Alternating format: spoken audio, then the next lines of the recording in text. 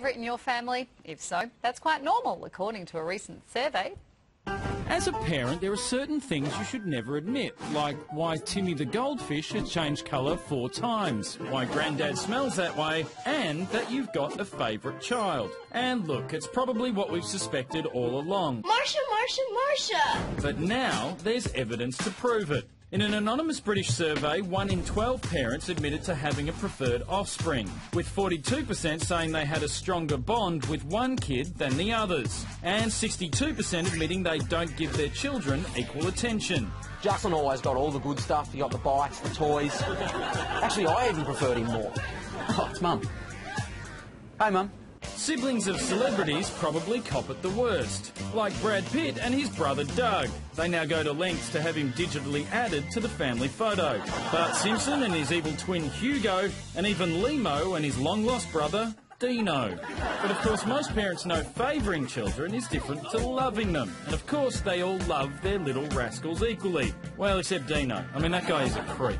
Every day one of your kids is likely to do something that may make you feel less than warmly towards them. But I think you have to be very careful that you don't make them think that that means you love them any less than their siblings. So is favouritism a real thing in the family unit? Or are you just a less talented, uglier version of your sibling? Kidding. Dino's great. Dr. Justin Colson is a parenting author and father of 5, each of which he loves equally, of course. Now, Justin, the stat there, 1 in 12 parents, that's a number that admitted to playing favourites, but is that figure likely to be higher and the parents are scared to admit it? Yeah, there's a lot of social desirability around whether you should or shouldn't admit it.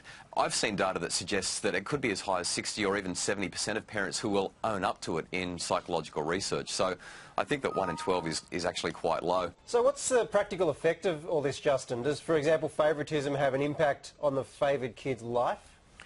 If the favouritism affects what we call the attachment bond between parent and child, then unquestionably, kids that have a really strong, secure relationship between parent and child grow up to be much more confident, they do better at school, they're more successful in their relationships, and on it goes. Much higher levels of well-being. I worked with one family where the eldest son was, unsurprisingly, the clear favourite of Mum, and the youngest daughter had significant psychological issues because she perceived that favouritism so strongly she couldn't deal with it. It made her feel so unworthy. What about blended families? I grew up in a step family, and I can imagine with more and more blended families now, that must make things even more tricky.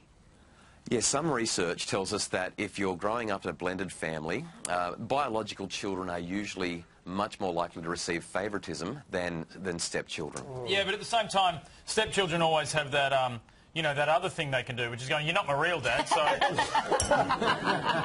That's harsh.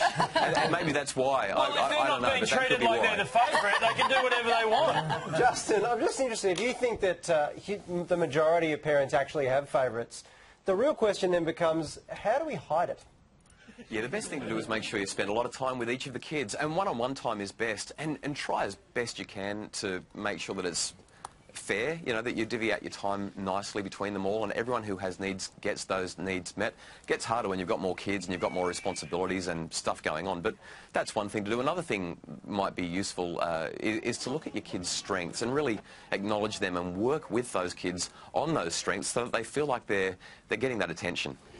Justin, now I don't have any kids of my own, but I do have a favourite sponsor child. Is that the same thing? I don't know how to answer that. I'm so sorry. I think what that means is the least favourite sponsor child gets less than $1 a day. That's horrible. Yeah, maybe one of them's with one sponsorship company and the other's with somebody that you don't like the charity as much. I know you didn't sign up for this entire conversation. We appreciate you trying to answer some of these questions. Our pleasure. See you guys.